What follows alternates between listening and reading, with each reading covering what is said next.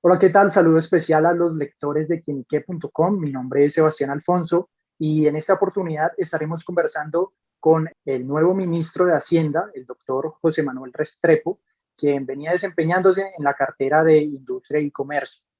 Doctor Restrepo, ¿cómo está? Bien, un saludo Sebastián, un saludo a ti y un saludo a todos los que nos están viendo aquí de Quinique. Bueno, doctor Restrepo, yo quisiera que antes que nada me contara cómo fue esa llamada o cómo fue ese mensaje del presidente ofreciéndole la cartera de Hacienda. No, pues básicamente yo creo que la verdad es que no me esperaba nada de eso porque yo venía haciendo una tarea, digamos, muy comprometida, además feliz en el Ministerio de Comercio, Industria y de Turismo. Y me imagino yo que él, al evaluar como la necesidad de lo que venía hacia adelante y las circunstancias que se presentaron en su momento, pues hace la llamada de la invitación. Evidentemente era una invitación difícil porque es enfrentarse a un reto gigantesco, un desafío muy complejo, en un momento difícil también de la vida del país. Pero yo tengo la convicción de que cuando uno en la vida ha recibido tanto, porque lo ha recibido en oportunidades, en posibilidades de ejercer un liderazgo bueno, malo, regular, uno tiene que tener también un sentido no egoísta de servicio, de verdadero servicio a Colombia y por eso acepté.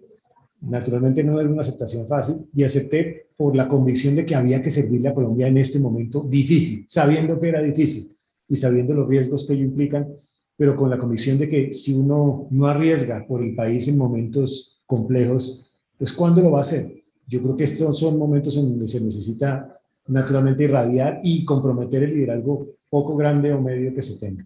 Ministro, ¿qué le dijo su círculo más cercano al enterarse que asumía la cartera de Hacienda? El círculo más cercano, normalmente lo que dijo, la generalidad es que no sabían si felicitar o desearme pesar, en el sentido del reto gigantesco que tenía. Pero yo les dije, hombre, no es un tema de pesar, es un tema de alegría, porque en el fondo lo que esto nos abre es una gran oportunidad para construir unos acuerdos de país, para aprovechar la discusión sobre los temas relacionados con la reforma social como una oportunidad de construir colectivamente, con sentido de grandeza, con diálogo constructivo, con el verdadero y genuino interés de acertar para el país.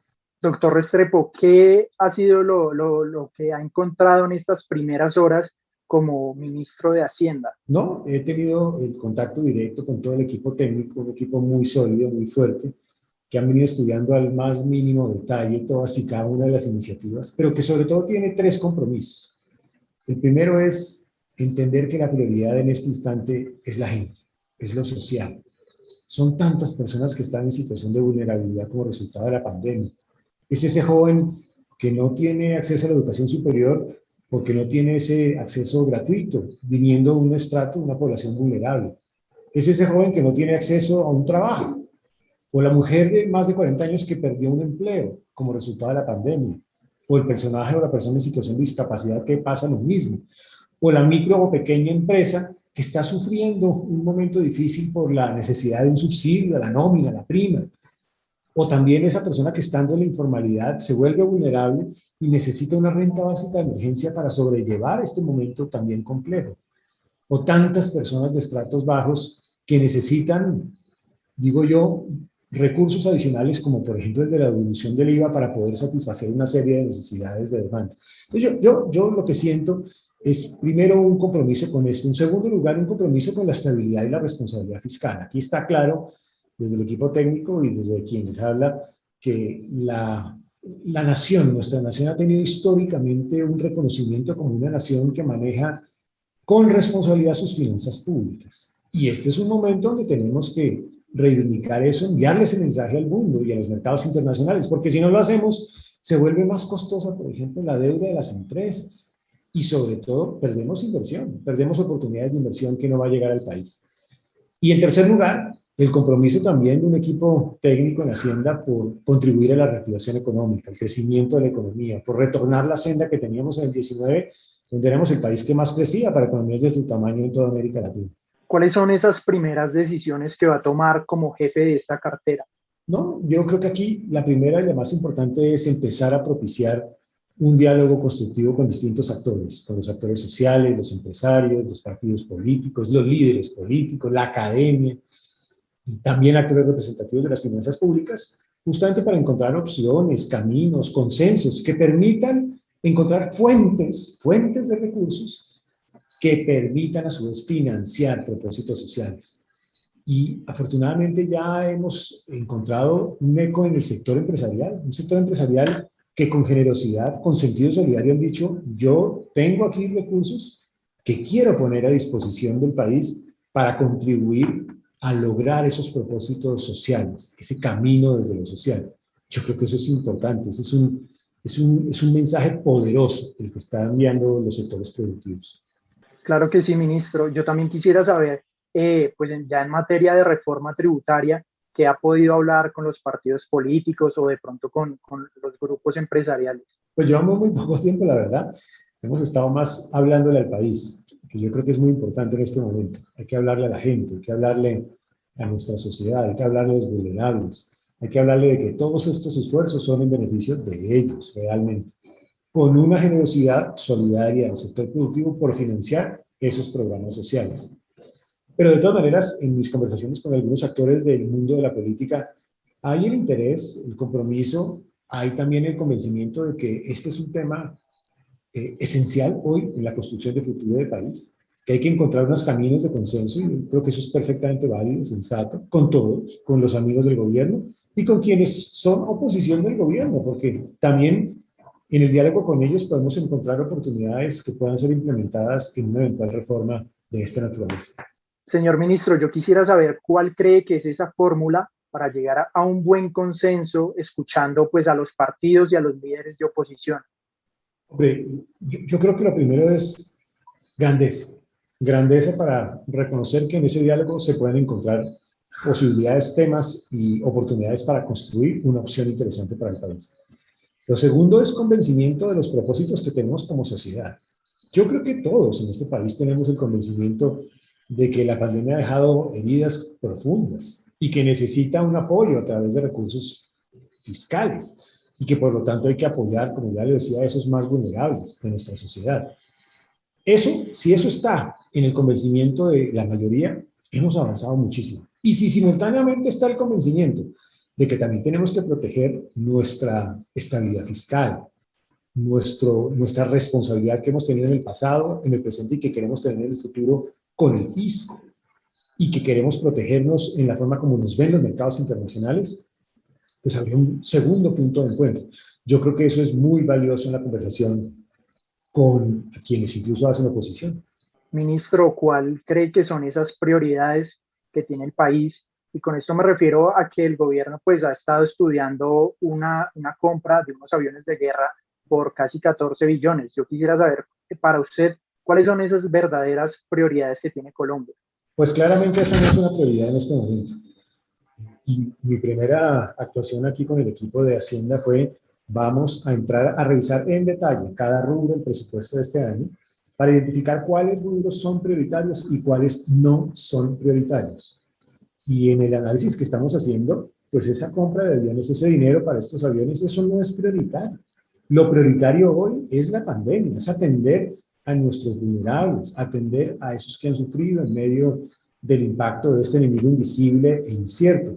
Entonces es a ellos a quienes tenemos que atender primero, de tal manera que pues, la decisión es, eso no va, simplemente no va. Aquí lo que va es atender a estas personas que han sufrido en medio de esta pandemia. Ministro, sé que lleva pues muy pocas horas al frente de esta importante cartera, pero yo quisiera también saber su opinión, su percepción sobre la hoja de ruta que debería tomar Colombia para restablecer sus finanzas. Yo creo que la hoja de ruta tiene que ser una hoja de ruta que entienda que la primera estabilidad que hay que lograr es social, porque la estabilidad social es fuente de garantía de crecimiento de largo plazo, de desarrollo del país, es fuente de desarrollo productivo, de empleo. Por eso, lo social tiene que ser la primera prioridad. Y esa primera prioridad significa, como ya lo decía, atención a esos vulnerables, a los informales, a las mujeres que perdieron su empleo, a los jóvenes que quieren educación superior, a los jóvenes que quieren nuevo empleo. También es una atención a las micro y pequeñas empresas que se han visto afectadas en la pandemia. En segundo lugar, es la convicción de que hay que garantizar unas fuentes, no solamente temporales, sino permanentes, que garanticen una estabilidad de mediano plazo. Es decir, que enviemos un mensaje claro al mundo, a los mercados, en el sentido de que aquí hay, sí, un nivel de deuda, seguramente un nivel de déficit, pero entendemos que la capacidad de financiación del país no está en riesgo y que vamos a tener la capacidad de sortear los gastos o el gasto público que tenemos y simultáneamente el pago de la deuda.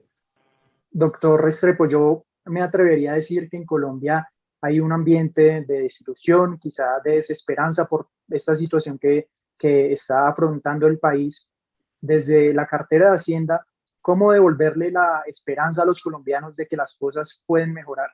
Yo creo que con el sentido de decir, aquí hay una cartera que entiende perfectamente que este es el momento para el diálogo constructivo con todos los actores, incluido con los jóvenes, con los sindicatos, con los partidos y líderes políticos, con los empresarios, con los actores representativos de nuestras finanzas públicas, que hay un sentido empático para construir ese diálogo también, pero que hay esperanza al final del camino, que si logramos sortear esto con éxito, primero atenderemos a estos vulnerables de nuestra sociedad, segundo garantizaremos la estabilidad de las finanzas públicas y con eso tendremos una plataforma para hacer reactivación y crecimiento económico. La construcción con esperanza hacia adelante requiere de un esfuerzo colectivo y también de un sentido solidario. Qué importante además destacar ese sentido solidario que ha expresado en los sectores productivos, porque ahí también hay un mensaje adicional muy valioso. Cuando hay además trabajo en equipo entre todos, yo creo que podemos conjuntamente dar un paso adelante. Doctor Restrepo, ¿qué de lo que se presentó en la reforma tributaria que ya fue retirada cree que es pertinente de incluir en en la nueva propuesta que va a llegar al Congreso? Yo creo que lo que es más importante es todo lo social, lo que busca apoyar a los más vulnerables, apoyarlos efectivamente. Eso es lo más importante. Lo segundo importante es encontrarle unas fuentes en donde ya el sector productivo ha dicho, yo estoy dispuesto a poner la mano para ese propósito. Eso es valioso también.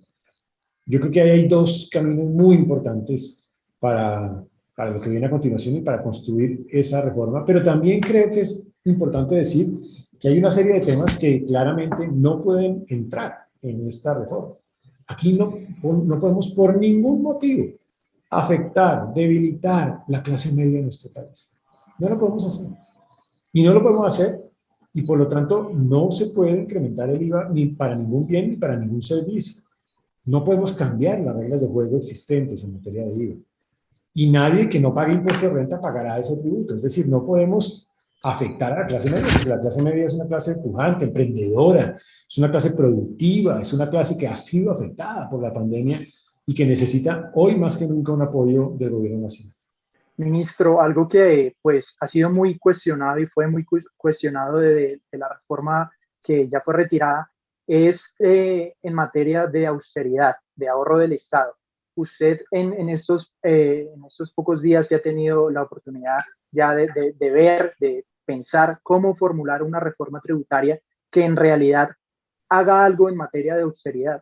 Aquí hemos hecho un esfuerzo que la verdad es que acabamos de arrancar. El punto es que yo sigo siendo ministro de Comercio en este momento, entonces han sido breves reuniones, pero he pedido también al equipo de Hacienda que prepare una estrategia de austeridad del gasto profunda. ¿Y qué he visto yo que se puede hacer? Hombre, congelar la masa salarial por 5 años en los servidores públicos. 2, ser muy preciso y muy enfático en digitalizar, en eliminar costos de transacción entre que tenemos el peso de un peso de presupuesto a que eso se convierta en bienes y servicios. En que si el mundo de hoy es un mundo que cambió como resultado de la pandemia y hay tecnología, seguramente hay que reducir los viáticos, o sea, los costos ya no van a ser los mismos. En que hay una estrategia para disminuir la litigiosidad del Estado. Y también en que podamos avanzar en control de temas de contratos y precios de arrendamientos, porque hay muchas entidades del Estado que tienen arrendados lugares que son muy costosos en las ciudades. Esos son solo ejemplos Al final, con un contexto, miren, el 80% del gasto público es inflexible a la baja en nuestro país. Luego, tiene que ser algo que reconozca que esto solo se puede dar en ese 20% adicional, en donde hay caminos como ese y pueden haber otros, y por eso estamos en el diseño de esa estrategia. Pero aquí una reforma tiene que venir con un esfuerzo del gobierno nacional para efectivamente garantizar austeridad en el gasto. Doctor Restrepo, una de las propuestas que ya empezó a sonar es la del senador Gustavo Petro, que consiste en derogar la tributaria del 2019. Según él, con esto se aumentaría el recaudo y pues se evitaría de alguna forma la reforma tributaria. ¿Qué tanto le suena a esa propuesta? Yo creo que aquí nosotros hemos recogido todas las propuestas. Yo no absolutizaría una propuesta. Yo creo que hay puntos que se pueden revisar incluso de la ley de crecimiento. De hecho, lo hemos pensado. Por ejemplo, eliminar ese descuento de ICA en el pago del impuesto de renta. Eso genera una fuente de ingresos muy importante. Eso estaba en esa reforma y aquí se podría proponer como una eliminación de ello. Luego, ese es un ejemplo de que ahí hay un camino. Pero en simultáneo también, uno también debe señalar que otra serie de beneficios de la ley de crecimiento han sido fundamentales para el crecimiento de la economía. Es que no se nos puede olvidar que nosotros más que duplicamos el crecimiento de la economía colombiana en el año 2019, justamente como resultado de buena parte de los instrumentos que propuso la ley de crecimiento, que ha permitido aumentar la productividad hasta que llegó la pandemia, ser más competitivos como país. Entonces, reconocer que hay una serie de aportes que han generado una dinámica interesante en el país y otros que no, y otros que pueden ser efectivamente utilizados como una fuente de ingresos en una eventual reforma. Bueno, eso por nombrar la propuesta de Petro, pero ¿qué otras propuestas que han hecho líderes y partidos políticos le parece que podrían ser incluidas en la reforma tributaria? Nosotros hemos visto algunos puntos o principios de consenso, por ejemplo, la sobretasa en renta temporal solidaria para las empresas, la prórroga temporal del impuesto al patrimonio para capitales altos, el incremento del impuesto a los dividendos transitoriamente para dividendos altos, la sobretasa en renta a personas, por ejemplo, de más ingresos. Ese tipo de medidas se pueden revisar, evaluar, implementar y sobre eso hay muchos actores que han señalado que pueden ser alternativas. Ministro, ¿usted qué le dice a esas personas y líderes políticos también que se opusieron a la reforma que ya fue retirada y que se oponen a cualquier tipo de reforma? ¿Hay un plan B para aumentar el recaudo? Yo lo que les diría es, con ese sentido de grandeza, no se nos puede olvidar las necesidades sociales del país. Lo que no podemos es ser indiferentes a los vulnerables, no podemos ser indiferentes a los jóvenes que están buscando trabajo, no podemos ser indiferentes a las mujeres que perdieron su empleo, no podemos ser indiferentes a los informales que necesitan una renta básica, no podemos ser indiferentes a la micro y a la pequeña empresa. Todos esos actores vulnerables necesitan programas a ser implementados. Y claro, los programas necesitan fuentes de recursos. Pero tampoco podemos ser indiferentes y pasar por alto que el propio sector productivo ha dicho, levanto la mano y digo, yo quiero contribuir a esos programas sociales y estoy dispuesto a hacerlo con sentido solidario. Entonces, fíjese usted cómo cuando hay solidaridad, cuando hay compromiso con lo social y cuando hay la grandeza de entender que se puede lograr esto que acabo de señalar, pues es un camino para encontrar salidas. Ministro, ¿qué mensaje le envía al empresariado, a la academia, que está muy pendiente de lo que pueda salir con esta nueva propuesta de tributario? Sigamos construyendo en equipo, con ese sentido solidario, con sentido de grandeza, teniendo la capacidad de proponer ideas, de no quedarnos en la orilla del puente, sino transitar por el puente y de pronto encontrarnos en la mitad del mismo, de descubrir que hay opciones, hay eventuales consensos posibles, pero que el consenso más importante es que nuestra primera preocupación debe ser la gente, los actores sociales vulnerables, pobres, marginados, que se han visto afectados como resultado de esta pandemia y que frente a ellos tenemos que actuar. Ministro, ya que nombra la gente, y para ir cerrando, a mí me gustaría saber si usted es bien cercano a esa realidad de la gente. Por ejemplo, me gustaría saber si usted sí sabe cuánto valen los productos de la canasta familiar, si sabe, por ejemplo, cuánto vale una lata de atún. La lata de atún no la he comprado recientemente, pero lo que yo diría es, mire, no importa si uno sabe o no el valor de una lata de atún, puede estar del orden de unos 4.000 pesos, pero digamos no es el punto. El punto es que lo que hay aquí es un compromiso por contribuir a que ninguno de esos productos de la canasta familiar tenga IVA. Es decir, que no le incluyamos IVA a productos de canasta familiar y aquellos que tengan IVA que no se incrementen IVA. Ese es el compromiso que puede uno señalar y ese es el verdadero compromiso con nuestra gente y con nuestra sociedad. Bueno, yo creo que este es un mensaje muy diferente a los que escuchamos previamente. Doctor Restrepo, yo le quiero agradecer el tiempo que le brindó aquí en Ike.com para expresarnos, para contarnos su percepción de país, lo que quiere hacer en el Ministerio de Hacienda. Así que muchísimas gracias y estaremos atentos pues, a lo que vaya pasando con su gestión al frente de la cartera de Hacienda. Muchas gracias, Sebastián.